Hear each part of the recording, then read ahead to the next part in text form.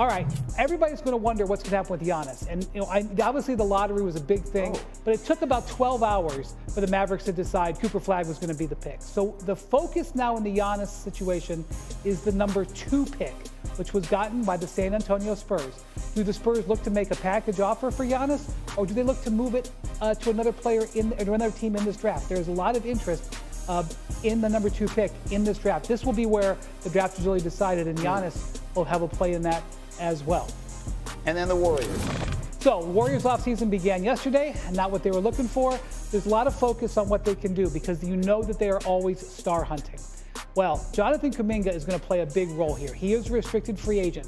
Greeny, there is no money out there. There's only one team with significant cap space right now. That is the Brooklyn Nets. That means if Kuminga's going to get paid somewhere else in Golden State, it's probably going to be in a sign and trade. So the Warriors may look to do business that way, or they may look to re-sign Kuminga, although Kuminga's relationship with Steve Kerr is a little bit fraught, to say the least. So Kuminga holds the pathway to see if the Warriors can make a significant deal this offseason. So he may not be, or he is not, however, the voice that everyone wants to hear from in Golden State. That was Steph Curry, whose injury in Game 1 completely changed that series and ended any chance Golden State had. He was asked yesterday if this team is looking at a 2-year window, and this is what he said. Yeah, our contracts are all me, Draymond, Steve, Jimmy, all 2 years, and we want this ride to last as long as possible, but it's just about what does this team need for next year, answering those questions over the summer. And I'm excited about it because there's clarity, although there are a lot of decisions that need to be made. Okay, so with the very first decision, so we're sitting here thinking, oh no, the great Steph Curry. We've seen him on the biggest stage for the final time. And look, I'm a sentimental at heart. I want to see Steph Curry get one more run at this, and Jay Will knows exactly how he can do it. All I'm going to say is I hear a lot of stories about what Milwaukee needs back as relates to trade value. But for Giannis. But there is a world in which Giannis says, I want to be a part of this team. Make it happen. That reality could be applicable to Steph and Curry in these two gravities that they have that can play off each other and be extremely complementary. There is a world in which Butler, I'm not sure exactly how they do it, but where Giannis says, I want to be in Golden State and I want to play alongside Steph Curry because our games work properly together in the Western Conference. Yes, there is a package that the Warriors could use. They have some future draft picks. They have interesting young players. Like last year, Brandon Podziemski was off limits. Who knows if that's going to be the case this year. But they can't win a bidding war. First off, I just want to say, Giannis has not let it be known he certainly wants out in Milwaukee. So I do not think we should assume that. If we do reach that point where Giannis would want to look around, he will have agency in this. He has 2 years left on his contract. The Bucks don't have to listen to him.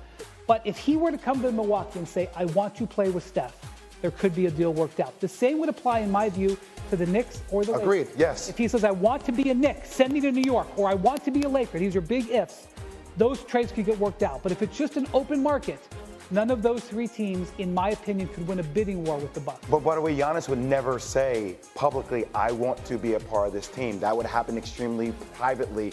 He is a guy that wants to be everything to all people. That's his brand. And his whole open-mindedness is on par with how he thinks about the world. I think the brand is shifting. You know, the first few years in the league, he was the jokester. He was the troll guy. Have you seen how serious Giannis has comported himself as of late?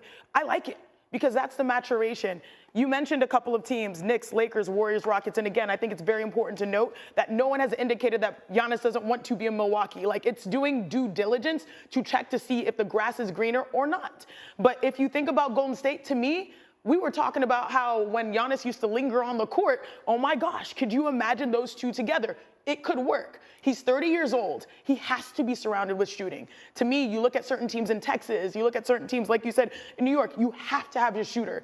Steph is the best. Steph is literally the best. So if we're adding teams, like last week, I was on your program, Vinny, and I was advocating for my Houston Rockets. I could advocate for the Golden State Warriors. The Jimmy Butler experience is great, but it does not solve all their problems. Truly, the center is the issue, and Giannis is the modern, quote-unquote, center with ball handle and can get downhill at the rim. So I'm not mad at that. The Giannis of it all is so interesting because, to your point, he doesn't want what happened to LeBron the first time he left Cleveland, what happened to Dwight Howard when he left Orlando. He doesn't want to be hated. He doesn't want the KD thing either. He can't be, though, because, yeah, he brought the championship. He brought them a title. But look, I mean, if you so it's one thing to say, I brought the city a title.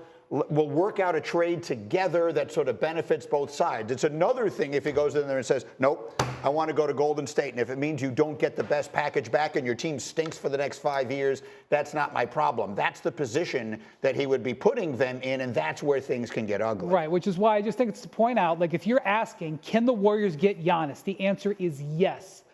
But.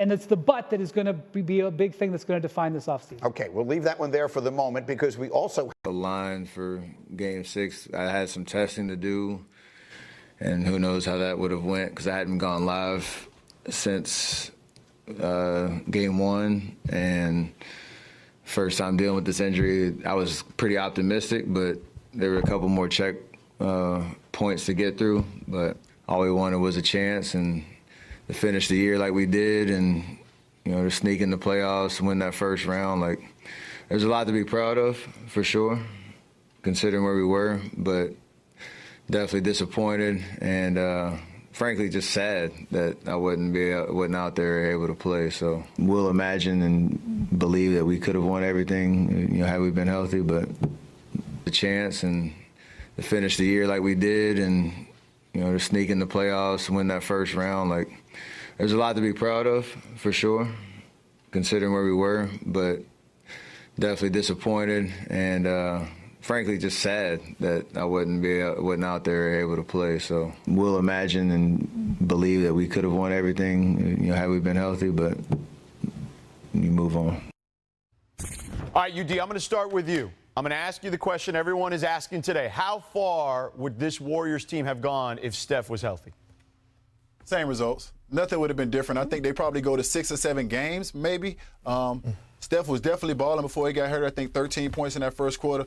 But I don't think you could expect a Steph to go for 40 or 50 all 6 or 7 of those games. So I think you have the same results if Steph plays in that game. They need a center. They need more scoring. They just need a couple different things. But it's the same result for me. I think they definitely go out to 6 or 7. Like Perk said, man, Anthony Edwards is on a mission, man. Them boys ain't slowing down, man. And they got one goal in mind, and that's the championship. Perk, let me ask you this. I thought UD brought up a good point about the center, something you know a lot about, playing that position. This league has gotten bigger and more dynamic at those positions. Is he right? What do you think about the Warriors at that position? No, they definitely need a center, but Draymond Green, and since we're in Cali, where you at, homie? Where you at, homie? Like, I'm just being real here. We talk about since Steph went out Game 2, one could argue that he was trying to get ejected. Game 3, he gave him absolutely nothing. Game 4, absolutely nothing. Game 5, absolutely nothing. And I don't expect Draymond to go out there and get 15 to 20 points. That's not what he do. Right. Steve Kerr said that Draymond is the best defender he's ever seen. Steve Kerr played with Dennis Rodman. Julius Randle shot over 50% when Draymond Green was guarding him. We know Draymond Green to impact, show emotions, anchor that defense, bring